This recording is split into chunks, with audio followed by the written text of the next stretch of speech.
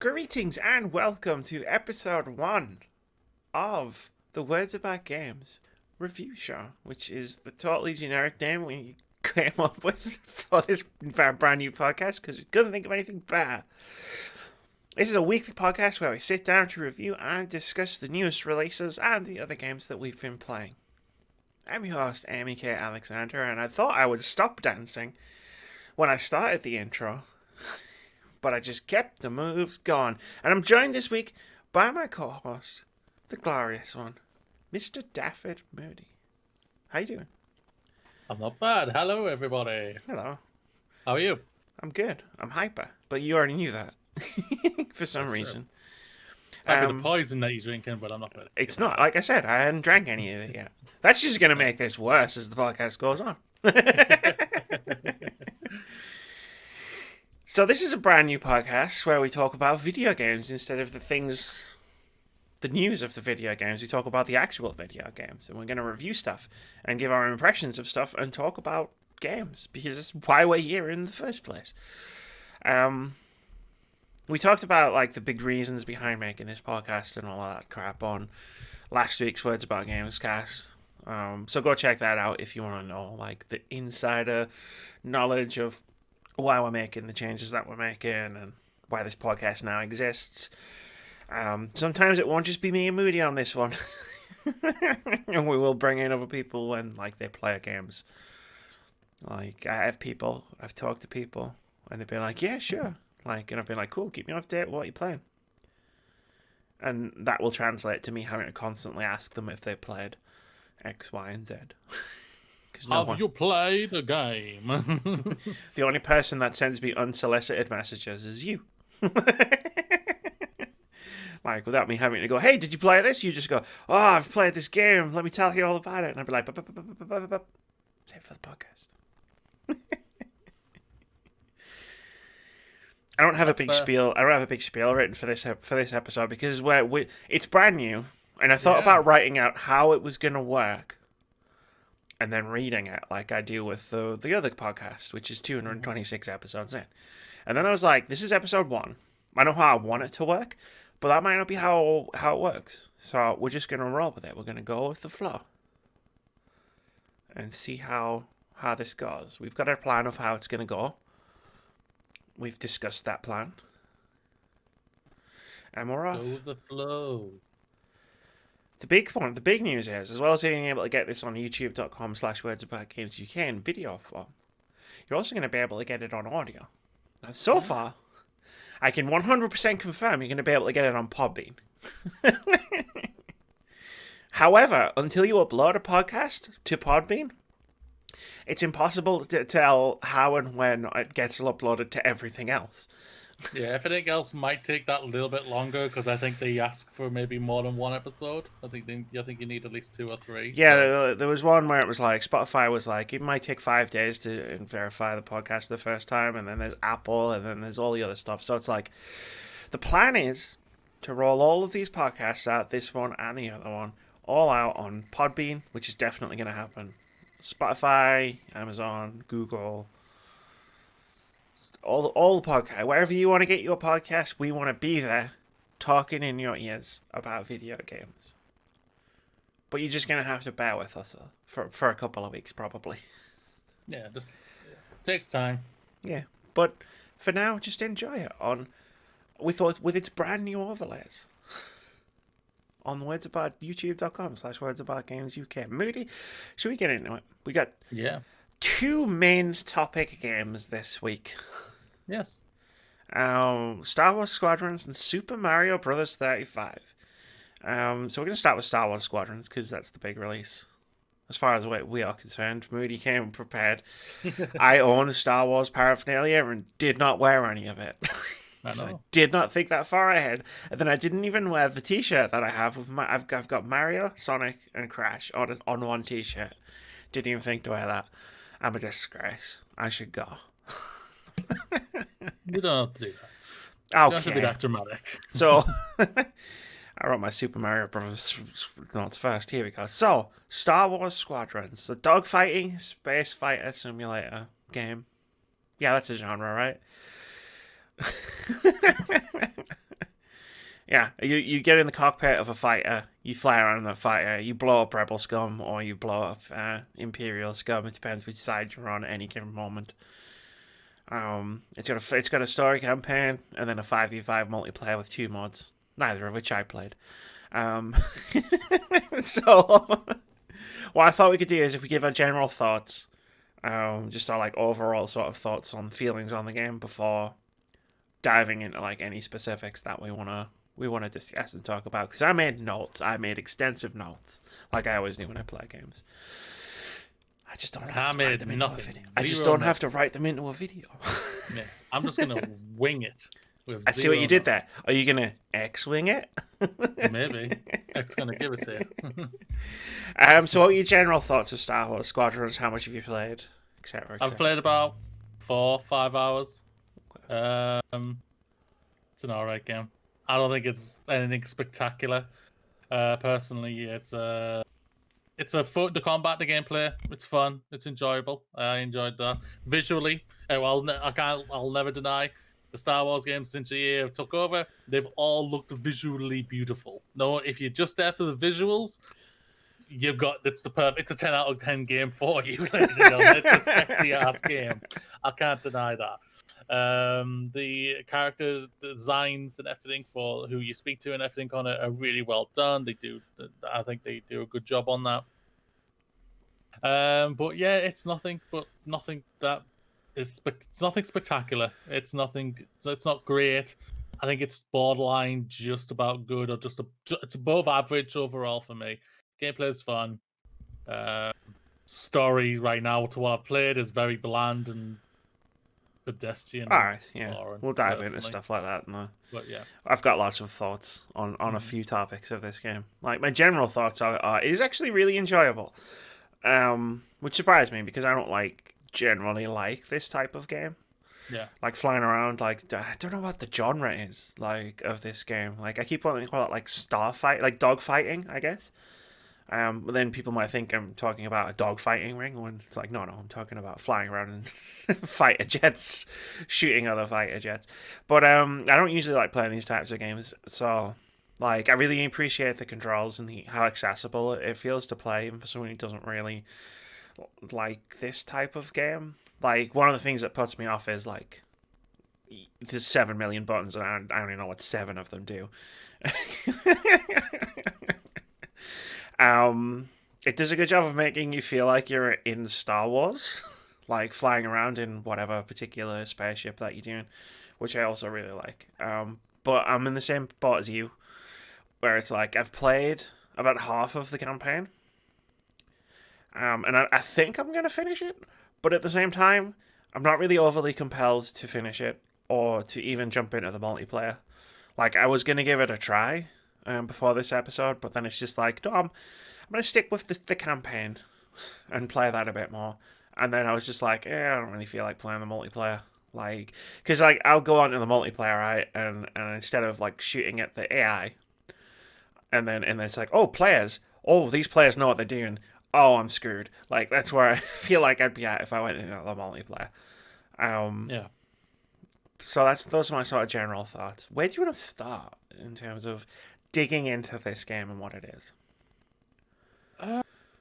Well, I'm not gonna lie, there's not really much to dig in for me personally. Like I say, I think it's an above average game, around the 6-7 mark if we were going to give it a number. We're not giving it a number though. I know, but I think if anyone asked, I would say a 6-7 mark.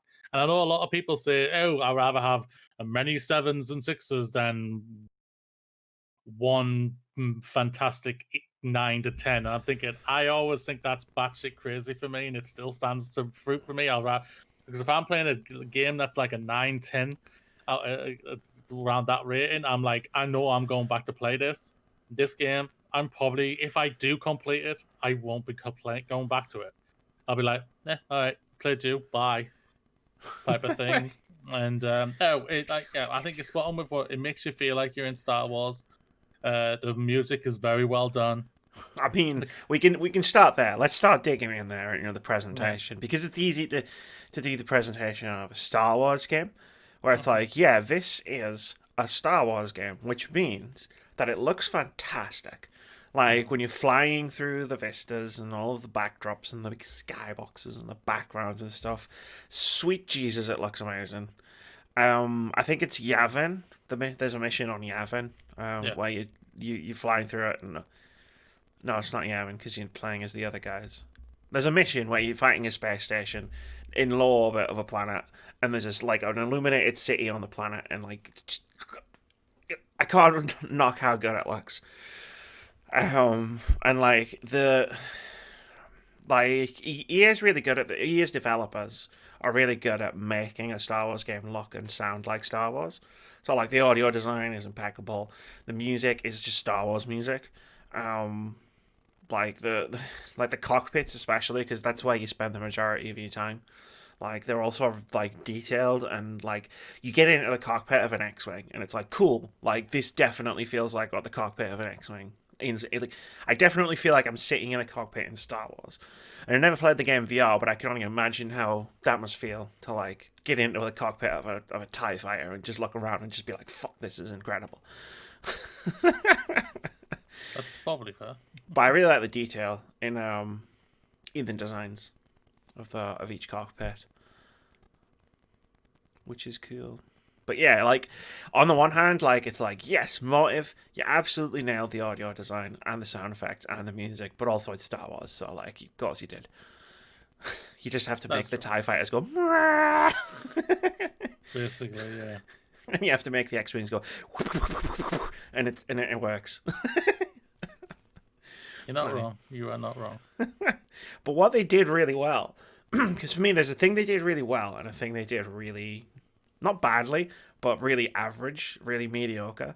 So the thing they did really well was the gameplay, because I want to keep playing like when I'm in the cockpit and I'm flying in a mission, like I want to keep playing, like you know what I mean, like I'm having fun, like flying around blasting rebel scum, imperial scum, whoever, the scum that are trying to kill me, like the the air, like the X. I always thought I was going to be the X-wing girl, right? Like as soon as you get in an X-wing, and just be like, "Fuck, this is incredible. This is everything I've wanted out of a Star Wars game." But actually, like they put you in an air-wing for a mission, and I was like, "Ooh, this is better." Like, "Ooh, this feels much better." You fly around like a fucking lunatic, and like it's a mission where like there's a part where the shuttles, you have to stop the shuttles that are coming towards you, and the shuttles are flying through some debris to like stay in cover, and it's like zipping through the thing like I'm actually like a Star Wars fighter pilot. And I was like, any other like space fighter game I have played, I would have crashed trying to do that. But for whatever reason, the controls are so like intuitive and so accessible for someone who's not like doesn't know how to fly a fucking space fighter in any other game, that I was doing it and feeling like a badass while I was doing it. And like I got to applaud that, because I've never felt like a badass playing a game like that. Yeah. Yeah, I think the gameplay is its biggest strength overall. I enjoy it. It's very accessible. Switch is very simple as well. It's just like a couple of buttons. These are what you need to do. You can switch between going faster to having more power in your weapons, or having your shields stronger, or have a basic balance. So I think they do a really good option to that, where it can give you certain choices of how you prefer. Would you prefer to be a little bit defensive but less power on your guns, knowing you're going to need to use more power to get to everything? But yeah, I think it's gameplay is very well done. I did enjoy that. I also felt like with that, because it's like it's all a D-pad button, so you push whichever direction on the D-pad, and that's like weapons, shields, engines, or like everything. And it's like, but I always felt like I intuitively knew when to do what. Like, yeah, like I feel like the game did a really good job of teaching me like, this is probably when you want to fly a bit faster. This is probably when you want to have your shields at maximum. Look out, you idiot! You're about to die. Like, yeah, like it's so good. Like there wasn't really much challenge. I played it on normal. I don't know if you played it on. Did you play it on the default difficulty? baby yes, baby no.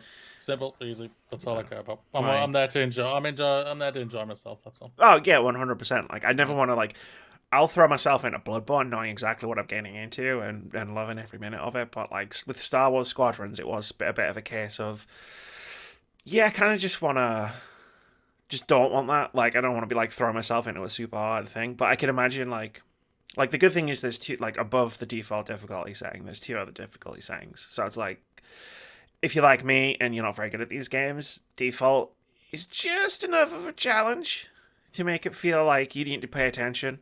But if you get good at these games, or you play these games a lot and knock the difficulty up, I'm sure you'll be fine. Yeah. With everything like that. I did have one crash, which was very strange. Because it wasn't just like the game suddenly locked up and died. I was doing the mission, and it was very specific, and I don't know if anyone else has ever seen this. I was doing the mission where it was teaching you how to balance your shields. Oh yeah. So it was like, do your thing where you do balance your shields forward. So I did that, and then like I was flying around, and then I flew past, and then I turned around to have another pass on I think it was a Star Destroyer. And then I balanced my shields because I was like, oh cool, well I need to balance my shields now because there's fighters behind me, and I balanced my shields like a second before the tutorial prompt came up to say press square to balance your shields, and then but it paused the game like it does for the tutorials, but my shields were already balanced. So I pressed square and nothing happened. I was like, oh no. And then I put my shields forward again, and then I hit this button to do the tutorial, nothing happened. I was like, oh no, I've broke the game. So I went to the pause menu and reload the checkpoint, and that didn't fix it.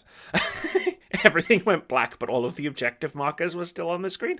And I sat there for like 30 seconds. I was like, I'm going to have to restart the whole bloody thing. Sounds about right, Amy. Sounds about right. I was like, oh man, like, how did I do this? Like, I was too fast for the tutorial.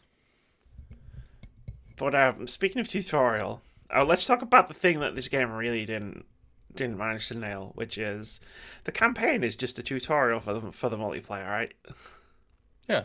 100%. Like, it's just a long tutorial that happens to have some cutscenes. And those cutscenes aren't very good. Oh, yeah. Like, the bits where the fighters are flying through space look nice. But, like, when the characters start talking to each other, I'm just...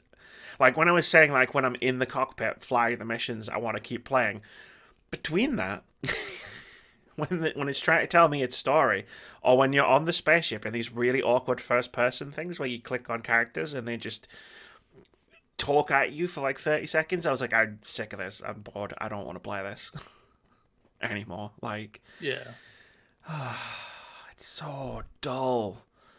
Like, it's like, have we like this story's happened before in a Star Wars game, right? Yeah. Like, because it feels like I've seen this Star Wars story before. It's happened in Star Wars story, in the games. It's happened in Star Wars books.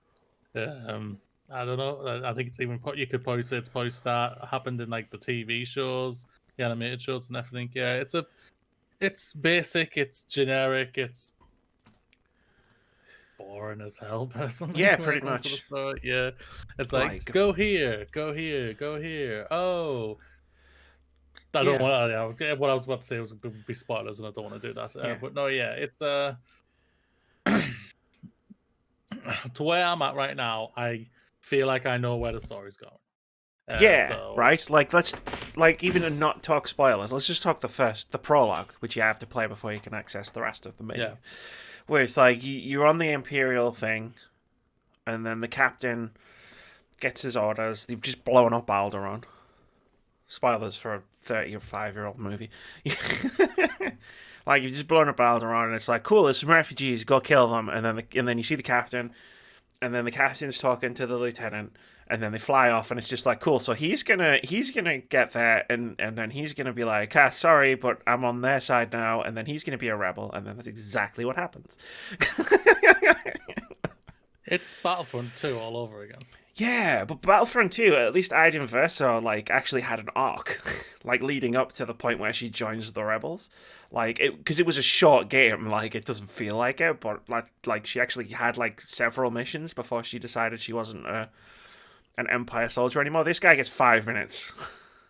And you don't even get to play as him, because for some reason you play as your own created character in this game, which means that you are a completely silent, unseen protagonist, and everybody just talks at you because there's no dialogue options. So then you get onto the spaceships, and you're talking. So there's 2 squadrons, right? There's the Empire, and you create a character for the Empire, and then there's the Empire Squadron. You create a character for the New Republic, and there's the New Republic Squadron, and like.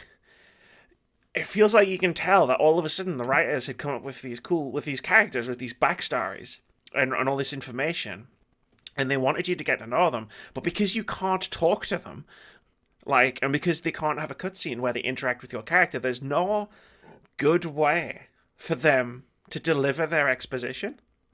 Yeah. So what ends up happening is you end up in these conversations which are so awkward, like they're so awkwardly framed.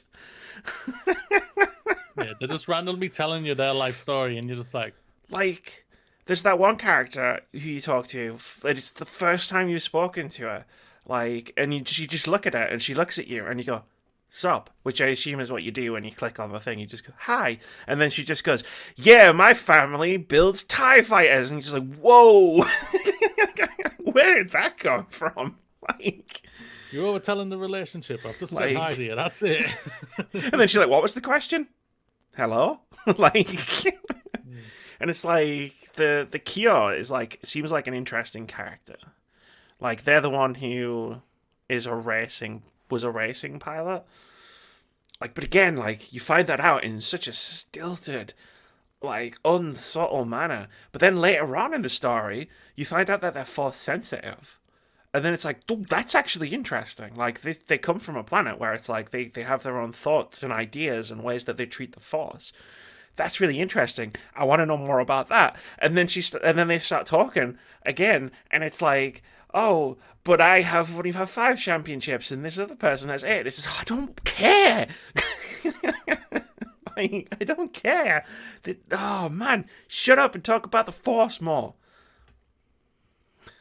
It's not there to be about the Force. I really didn't Kyo I could put up with, but I really just didn't get on with any of the characters. I feel like they probably would have been good characters, if you could have interacted with them in any meaningful way, or if even if it had just been cutscenes, even if you just played as one of the other squad members, and then you just saw them in cutscenes with the other characters,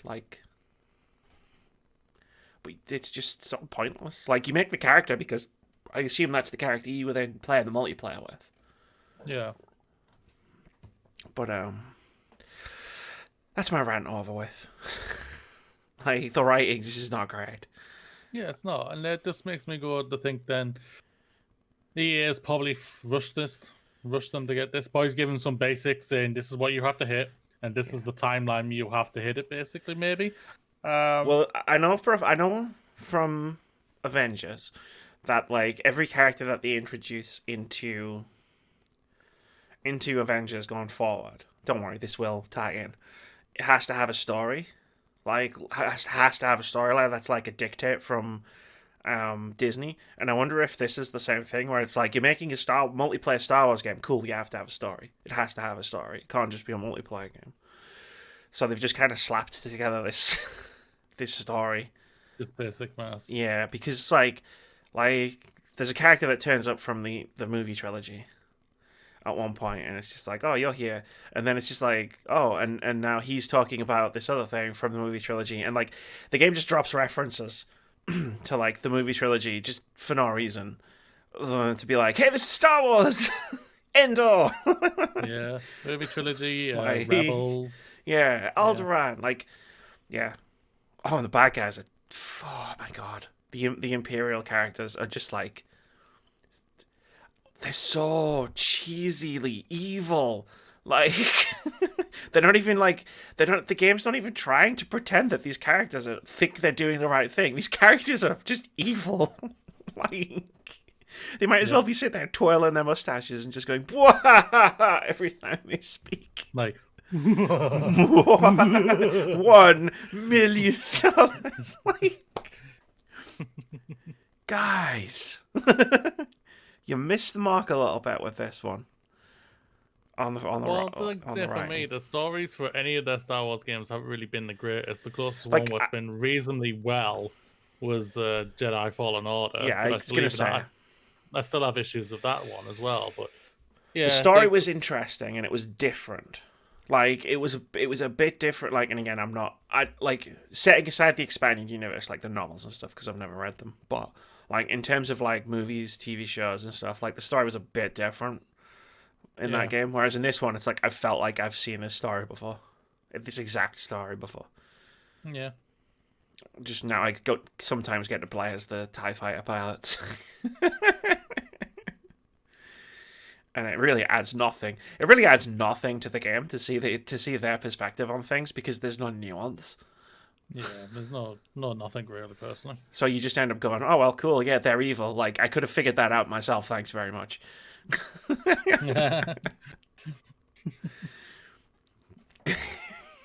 So let's I think review. that's perfect. I think that's the perfect wrap up for Star Wars, personally.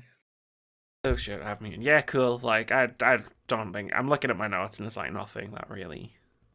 There's nothing else that really stands out for me to talk about. Yeah, yeah. To what, even though we haven't completed it yet, right now to what I've played, it's an above average game. Like So I might finish it and then I might yeah, talk about it sort of in the same as me. back part of next week's show if I do. But I have a lot of games to play, and I'm gonna be honest. I'm gonna be brutally honest. They're a lot better than this. And this is still a solid game. It's still a fun time, but like it needed, like for me, it needed a story that I could grab onto, and it doesn't have one. Which makes the fact that the next game we're going to talk about like is something I really liked baffling to people because it doesn't have a story. Because I, on a whim, really, on a whim, when I was bored and I just bought my Nintendo Switch Pro controller and I needed something to play with it, and I didn't want to play Sonic, I was like, I'm gonna play Super Mario Brothers 35.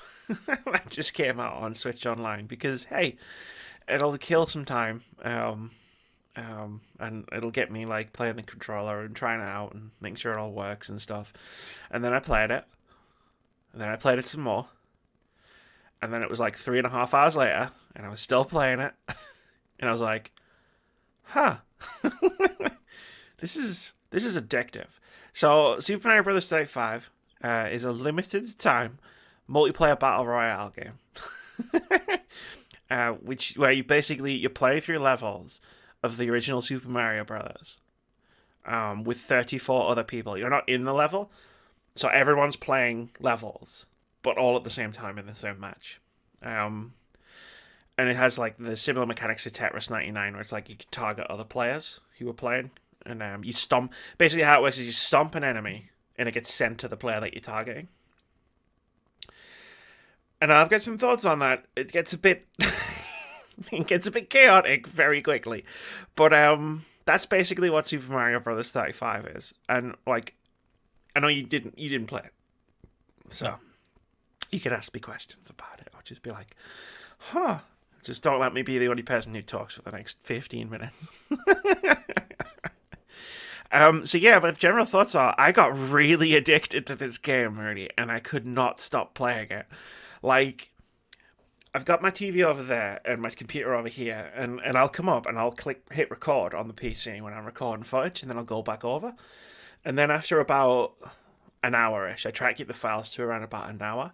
I come back over and I click stop, and then I do. So I was doing that, and I'd click stop, and then I'd go back over, and I'd sit down, and I'd be like, I'm gonna play some more. And then I get back up and then record, and then I'd sit down.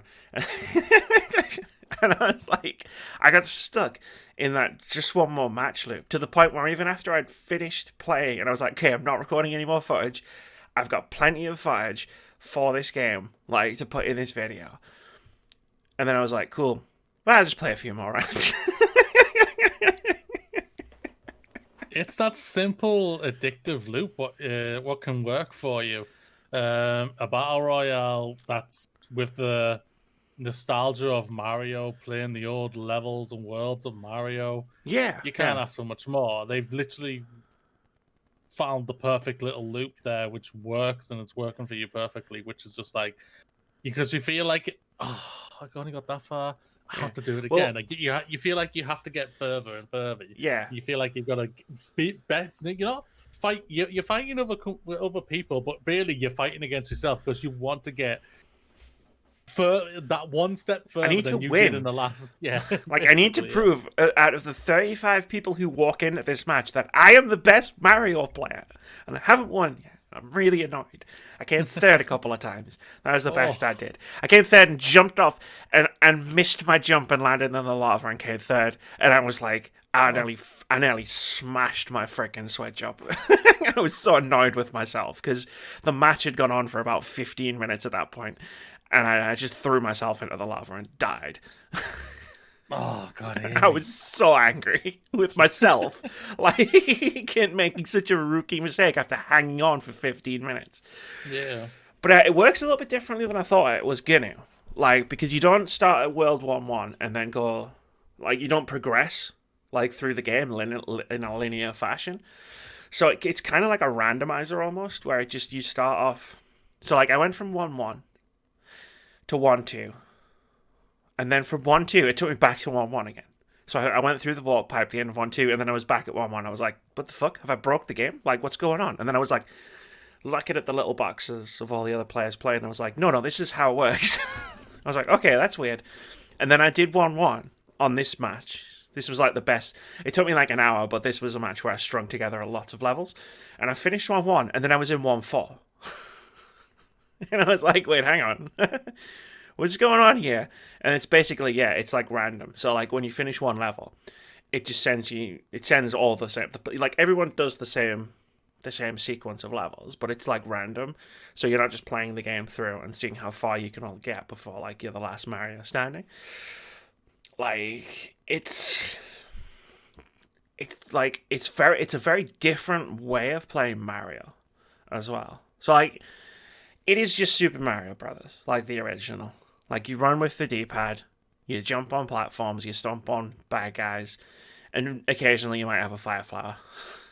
And you just go, boop, boop, and you fire little bouncing balls of fire. Like, and that's how it works. But because you're not trying to get to the end of each level, like, your goal isn't necessarily to get from the beginning to the end. Your goal is to survive. Like, your goal is to be alive in the game. So you'd end up taking things a bit slower, because you've got a timeout that's taken down, and you gain time by killing enemies. So like, if you stomp on a Goomba, you get 2 seconds. If you kill a Bowser, you get 10 seconds. Like, all that kind of thing. So you've got to constantly stop to kill enemies. Which isn't a problem, because the game has that Tetris 99 style targeting system, where every time you stomp an enemy, you send it to whoever you're targeting. Yeah. And then if someone's targeting you, they're sending all of their enemies to you. So within about like 2 or 3 minutes, like not even that, within like a minute, you've got like 20 Goombas, 6 Koopas coming towards you, and you're just like, what do I do? How do I get through this? Which can make levels very interesting. And it makes the Fire Flower an incredibly important tool.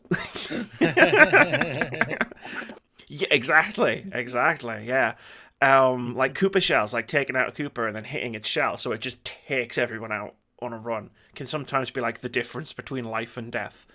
Like, but it's quite funny because you play through these levels like almost on a loop, like constantly. Like you start learning where all the mushrooms and fire flowers are, and being like, okay, that question block has a fire flower. I desperately need a fire flower, so I'm going to go for that question block. It's like, I must get it. There's 16 Goombas between me and it. It's like, okay. Then you just jump. bounce. Like, come on. Like, yeah, it's just, it changes the way you play the game. Like, you collect coins in any Mario game. But in this game, you actually want to collect them because you've got an item roulette. So you've got when you get 20 coins, you can spend it on a random item, basically. So you push X on the Switch controller, and it gives you a mushroom, a star, a fire flower, or a power block, and those can be very helpful too. Like clear all the enemies off of his screen. So like you start like prioritizing collecting coins and killing enemies and moving slowly through these levels. And it took me a while to not be like, okay, I just need to get to the end of the level, like avoid, jump, dude. And it was like, wait, no, hold on, I'm not getting very far here. Why aren't I getting very far? Cool, because you're not prioritizing like not dying. Right, cool. I'll try and prioritize that. Cool, yeah. And then like you set targets in the game. So like you target other people. There's 4 different ways you can do it. You can do it at random. So like it'll just switch every now and again to a different player. You can target anyone who's attacking you, which can come in handy because you just send the enemy straight back to them. Like, nope, fuck you. But there's also like you can target the person with the most coins to try and get them to burn through their coins, like by like fighting all these different enemies. And in the ultimate dick move, you can target the person with the least amount of time.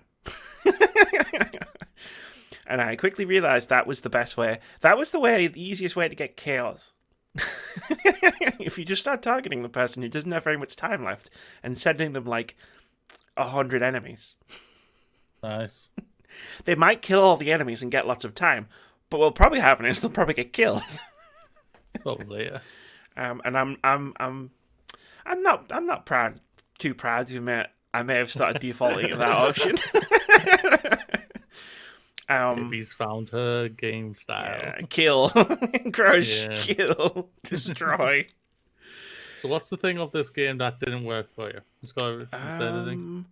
So it can be a bit weird, right? So matches generally tend to either last about 30 seconds, like for you, like or like 20 minutes, because it's weird. So what happens is you go into these games, right? These matches, and there's 35 people, and it's chaos because everybody's sending enemies all over the place, and like the next thing you know, you're walking along 1-1, and you know the bit at the beginning where there's like one Goomba, yeah, and that teaches you how to like stomp. Then there's like 3 Goombas, 2 Koopas, a Bowser, there's a pitcher plant, and for some reason there's a fish jumping backwards and forwards, and you just look and you go, what the hell is happening?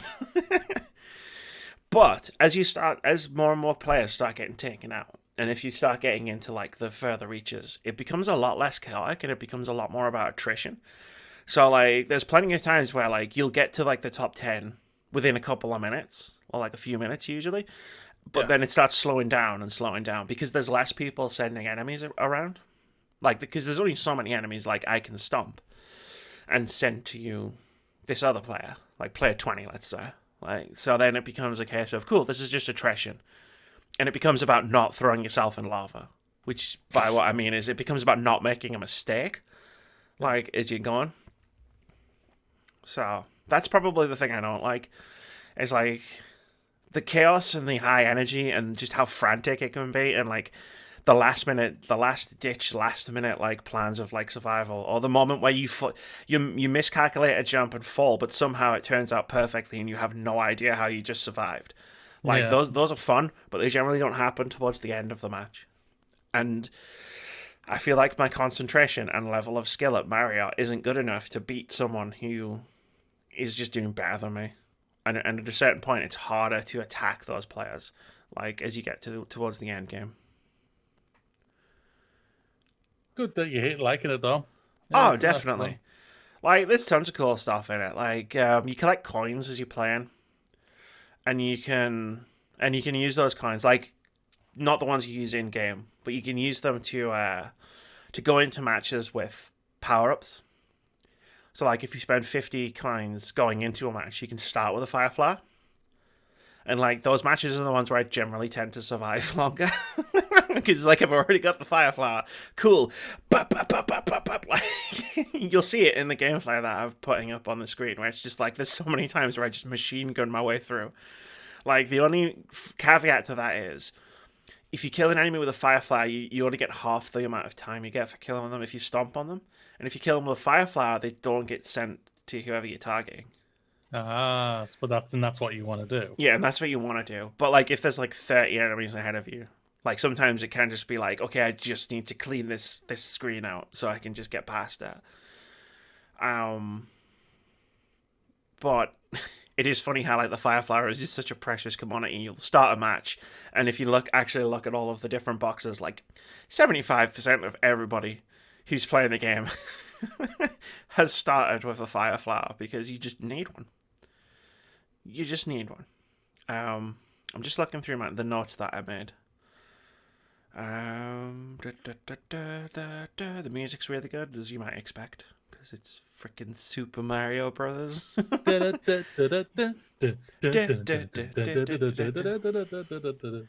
And the levels are really good, but they're all just the levels from Super Mario Brothers.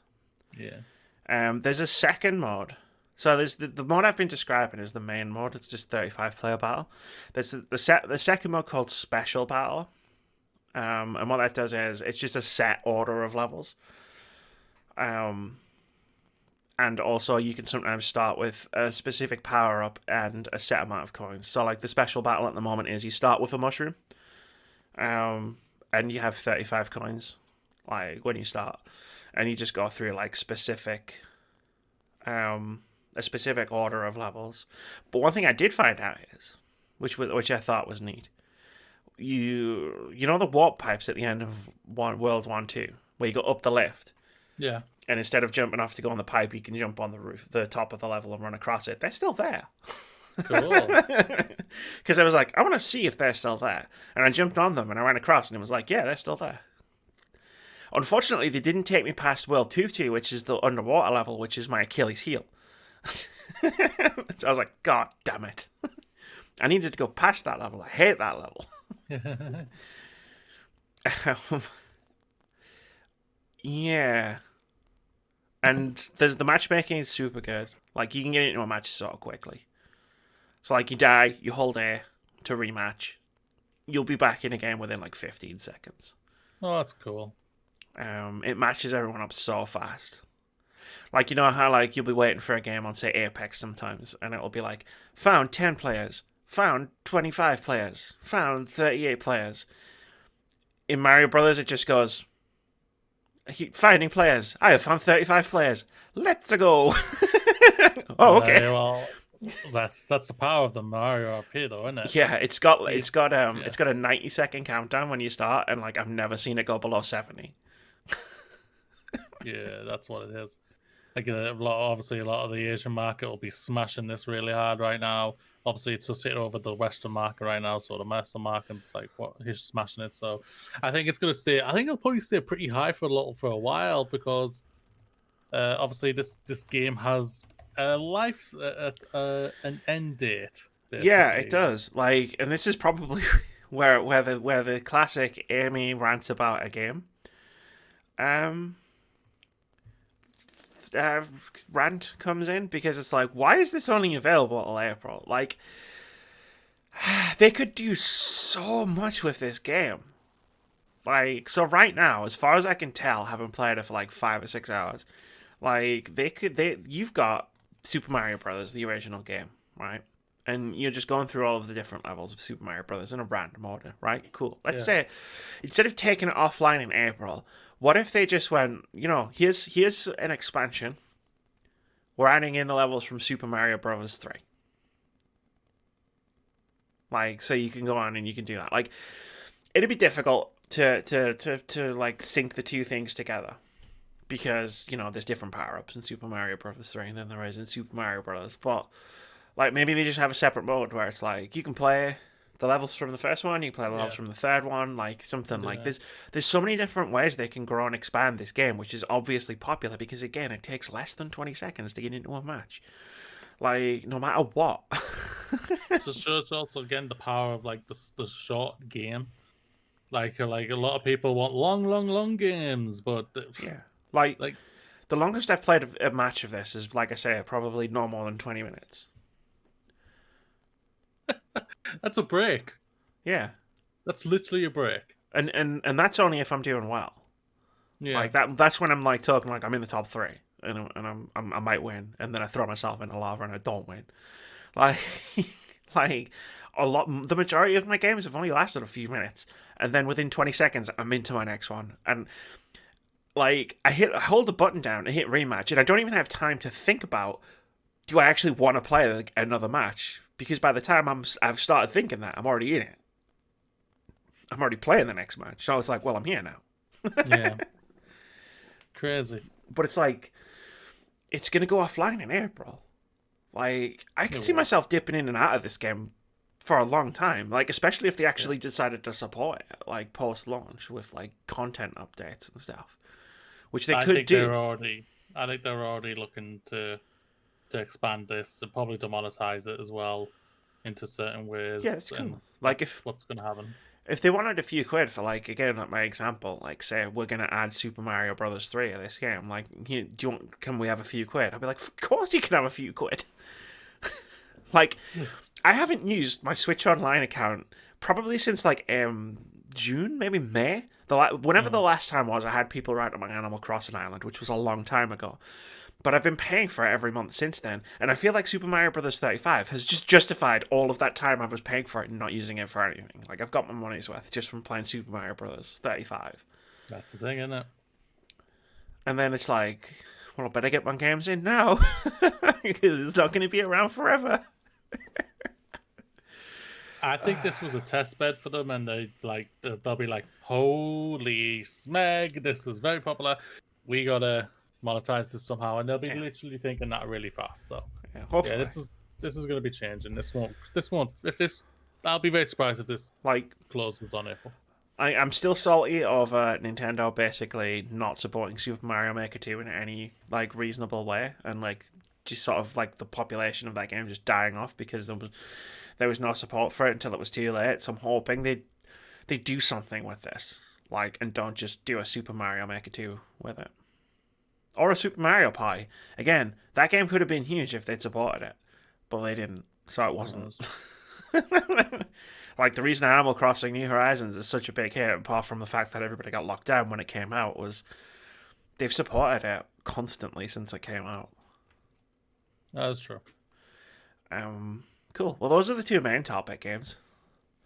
Star Wars Squadrons, Super Mario Bros. 35. Neither of us played Crash because I don't think like the rental company we used just didn't send us a copy of Crash Bandicoot 4, so neither of us played it. And like, if you like that kind of thing, cool, but it's not for me, so I wasn't particularly torn up about not getting to play it personally Yeah. because like it's not my thing. Like I would have just been playing it for the sake of having an opinion about it for this show. Yeah, it's getting good reviews, so it might be something that I'll look back into closer to the end of the year, maybe when it's quieter for us. Yeah, like it's still on my list, so I might get it, and if I do, I will play it, and I will give it a fair shake. But it'll probably be. And again, I thought this was Star Wars Squadrons, and I was surprised in terms of the gameplay anyway. Whereas like I might play it, and I might just be like, but like I'm expecting to play it and just go, yeah, it's cool, but it's not for me. Yeah. But I might end up playing it and be like, oh my god. I won't lie. It has the The same last, effect on me as Neo like did for Dark Souls games. It's like now I get why these games are good and I love them. the last gameplay that thing that we saw at that state of play, what, a month ago, 2 months ago, whatever, it looked really canny. I thought they did a really good deep dive on it, so it's something Yeah, I might have a look at it eventually. yeah, cool. But so that was the main topic segment of the podcast. So like, Yeah. you'll probably get that you'll get that every week, and you'll probably get like one or two games where we go in on them. And the reason it's one or two is because there's two of us. And sometimes we might play the same game, and sometimes we might play different games. New release games. Sometimes there might be more because there's more people who could potentially be a part of this podcast. That's true. I've got people on speed dial, or whatever the internet equivalent of speed dial is. That's what I've got people on. So we're going to move on to the second sort of half of this. I don't want to call it a half because it's probably not going to be equal length. The second part of this podcast, where we just talk about other games that we've been playing and we want to talk about. Moody, you got a shiny new PC last week, and you decided to put it through its paces. Yes. With Hades. Yes, I did. So tell me about Hades and how you find it, because I've played that game for about 10 hours, but I didn't play any of that for a little while. I haven't played 10 hours. I've played about 2, I would say. That's not including the early access. I played a bunch in early access as well. Yeah. I'll say this right now. This game's really good to what I've played so far. If it keeps going how I'm feeling it's gonna go, I think this could be easily in the top 10 of games of the year for me. Really enjoyed so far. The gameplay is fluent. It's fast. I love how you can pick it to your type of style.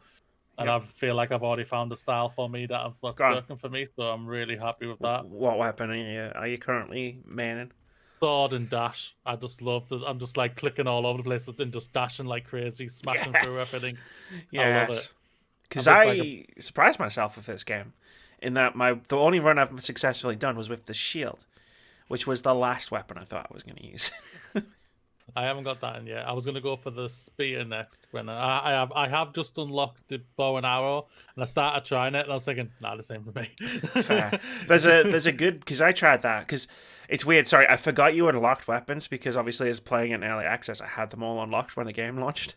Yeah. But yeah, it's like there's an upgrade with the bow and arrow that you can get, with the hammers, where you can upgrade the attacks. You can change it to not being hold down to attack, but you can just fire, like rapid fire, but you can't do a power attack.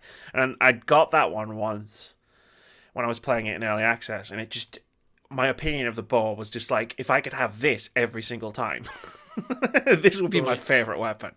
So you're saying I could become a Minecraft character again, eh? Yeah, pretty much.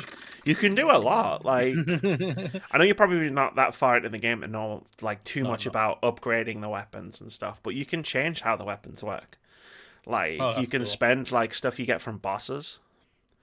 Like you get special stuff from different bosses, like diamonds and Titan's blood and stuff. You can actually change how the weapons work.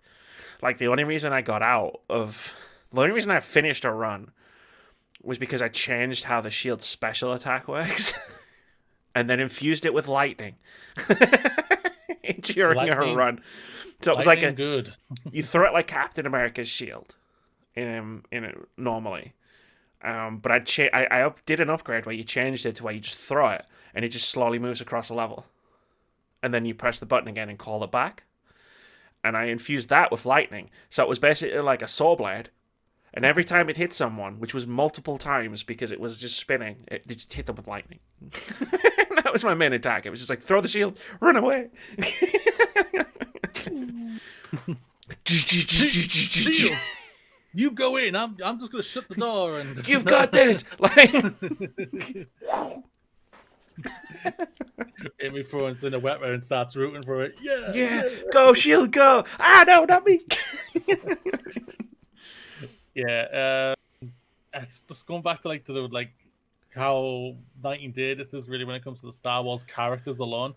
The characters are one, they're bombastic and colorful as hell. The designs are magnificent, like they look so good. But the voice acting and enthusiasm from them is really there, and you can feel it. And I really like that about it. You feel like you're speaking to an actual character. It's not wooden and basic and boring, and you kind of hope dies in a nasty way, like Pew Pew and like the Star Wars characters do. But this really enjoying so far what I've played. Gameplay is really, really good. Yeah, like every character I meet on the road, I'm just like, I love you. You're my new favorite. And then I'll meet another character and I'm like, I love you more. You're my new favorite. How far in are you? Like, how far have you gotten? 2 hours. Like, in terms of like how far have you managed to get in a run? I wouldn't be able to tell you. All right. Have you beaten the first boss? I don't think. What was that? I don't think I've thought. It would have been Meg, I would think. No, I haven't thought about it. All right, cool. Fair enough. I've just been traveling around. I died a few times, then driving around and died a few times. So. I'm just trying not to make sure I don't spoil anything, because like the way it works, the way it works is one of the main things I praised about the game. Because when in the old days when I did review videos. The old days of like 2 weeks ago. I did one of the things I praised was how it used the roguelike formula in the storytelling. So like when you die and come back, like that's what progresses the story. So the crazy thing was, it's like I die and then I come back and I start again, even if I was all the way to the end.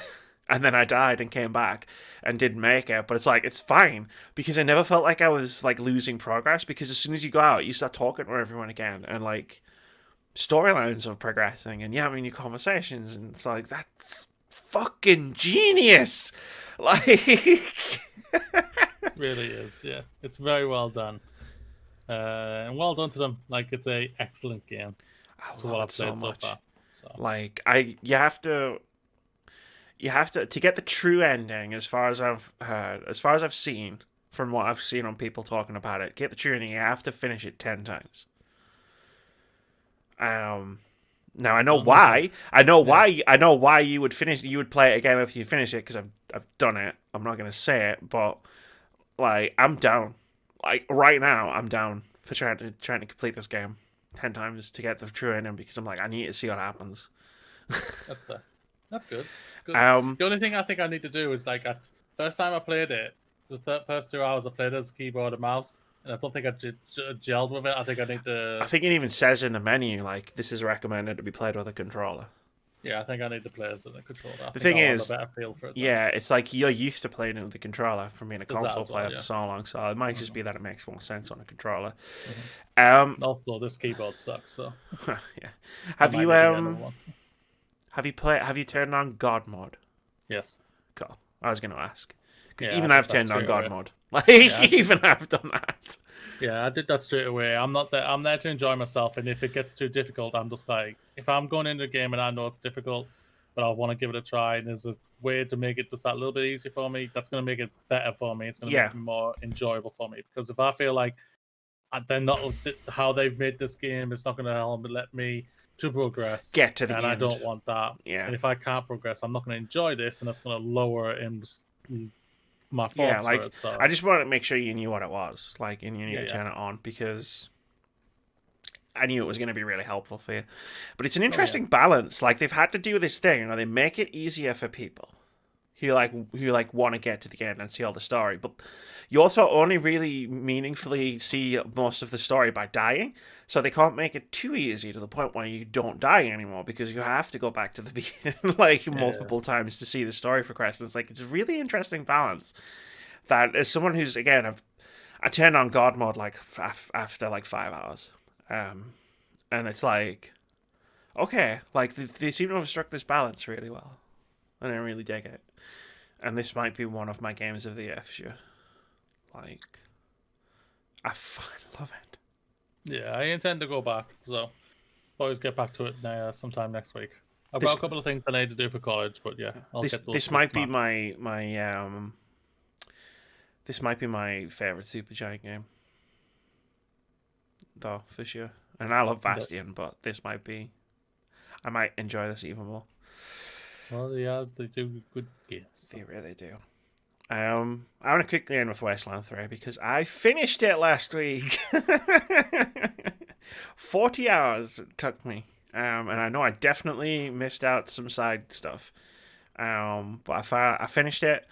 Like, it wasn't a case of, oh man, let me just drag myself to the end. It was a case of, oh, I really need to see where this story's going next. Like, because this is crazy. It's fantastic. I loved it.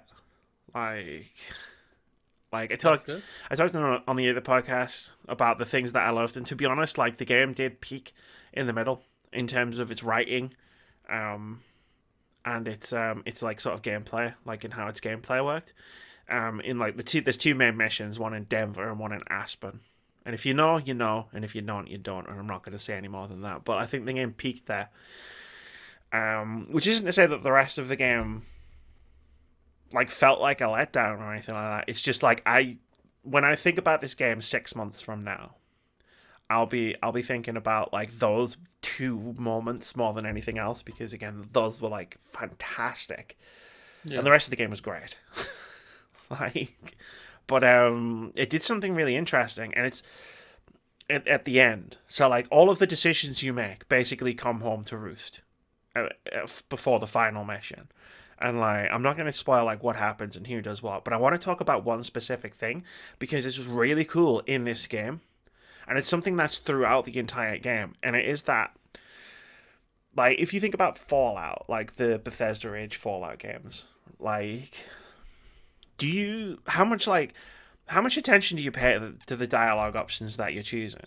Like, because most of the time, what I've found when I've really thought about it is like you just choose the one with the highest percentage, right? Like, oh, I have the skill to get this thing, to like say this thing, so this will progress the dialogue in a favorable way. And that's the option you choose more often than not. Yeah, Like, that's probably what I do. Yeah. yeah, in Wasteland, like you can persuade people and influence people without using any skills. Like, it's crazy. Like, there's a moment at the beginning of the game where there's a robot guarding a place. And again, I'm trying to be a bit vague. But there's a robot guarding a place. And you can fight it and kill it.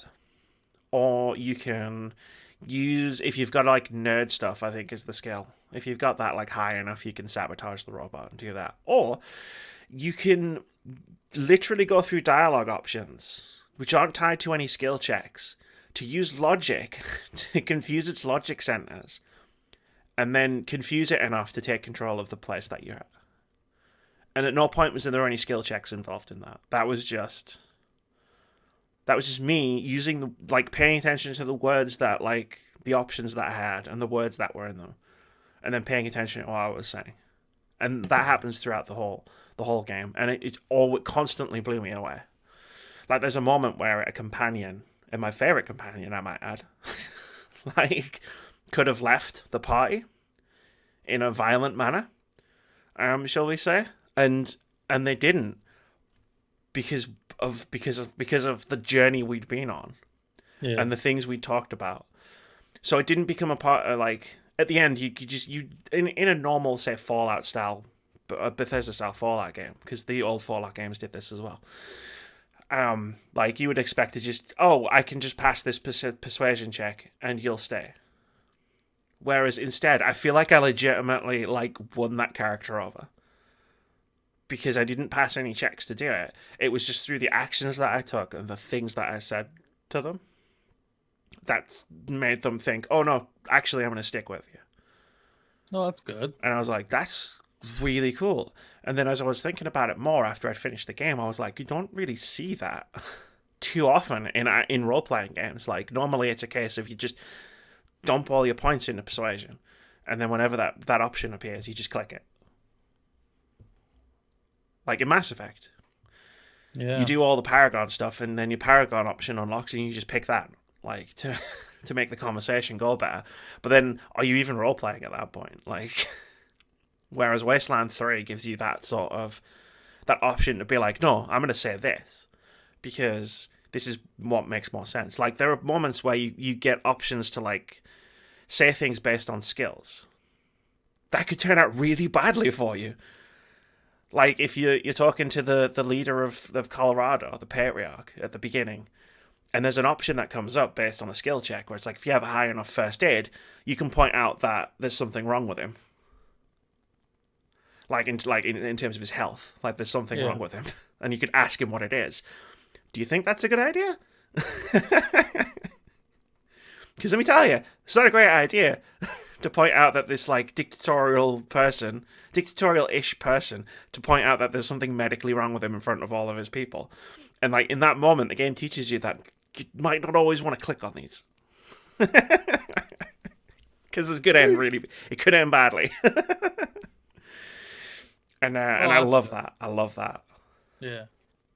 That's kind of really interesting. Like, say, I haven't played it yet. Like, I haven't got around to it. Like, say, I also don't know if I can. Do I have the? Do you have 40 odd hours to spare? Like, I have that yeah, I get that.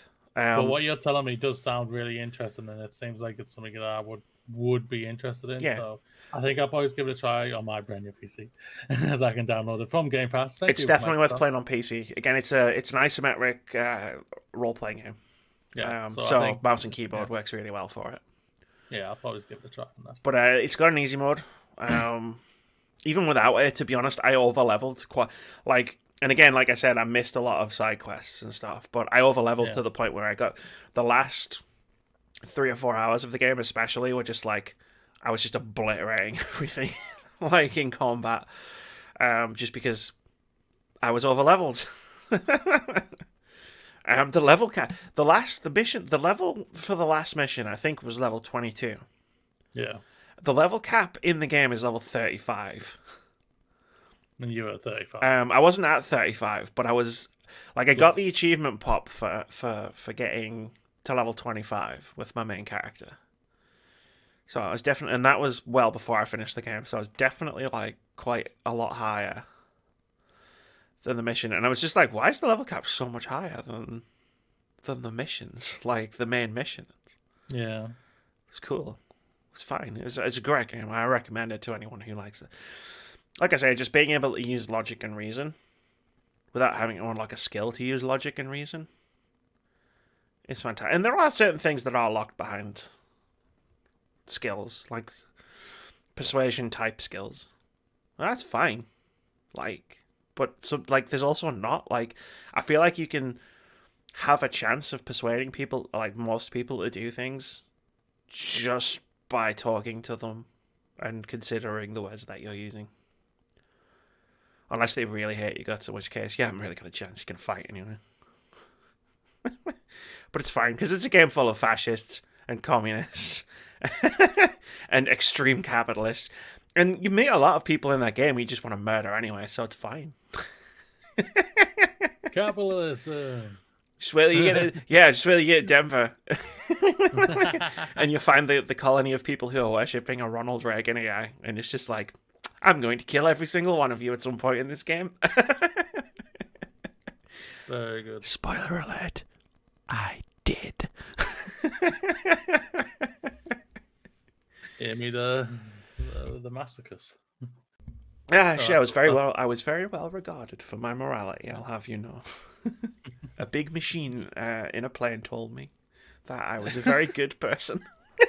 Because this game is also kind of weird. Like, a lot of the time, and it's great. It's crazy. It's so crazy. Oh, excuse me, sorry. That's going to do it, I think, for the review show. Episode 1 on the review show, Moody. How do you feel like it was? Was it good? Really good, yeah. Like, I think when we get more into more games, get into more of the flow and everything, I think we'll find a good flow. And it'll work out really well. Like I say, we had a good in-depth talk about Squadrons, Mario Battle Royale, basically. Yeah. Hades, like I say, hopefully I'll get more talk onto that next week. And well, if you... 3. Yeah, because I'm going to find an indie game to focus on for episode 2. We should talk about this after the episode's over. Yeah. But yeah, that's going to do it. Cool. Well, like I said, hopefully if you prefer to listen to this on audio, on your podcast platform of choice, I hope that it arrives in a timely manner. I'm going to do everything that I can to make sure it does. If you're listening to us on any of those audio platforms, I don't know what the system is, but like, if you could like subscribe or follow or give us a thumbs up or star or 5 stars or whatever, that would be great. But I don't know how any of that works, so whatever the good thing to do is, just do that. I know what to do on YouTube. You just like, comment, subscribe. It's easy. Basically the same thing, but just asking for a 5-star rating with a nice comment. 5-star rating with a nice comment. That would be lovely. There you go. Been a YouTuber for 5 years. All of this Spotify stuff's all new to me. Spotify and iTunes and Podbean and... It's quite simple. Cool. I think we're out. So until Friday, the next episode of the Words About Games podcast, where we talk about news, games industry, and games culture. Next Monday, we'll be back with the review show to talk about video games. Until then, say bye, Moody. Bye. It's going to be really awkward for audio listeners because it's going to be like dead air while we wave at the video listeners, and I feel bad for them. Sorry, audio listeners. I would edit that part out to say bye, and just edit when I say bye. No, because I'm going to leave this part in as well. It's like a bonus. You remember old albums where it used to be like a bonus track if you listen to like 20 minutes of silence. It'll be like that. Anyway, bye. Bye.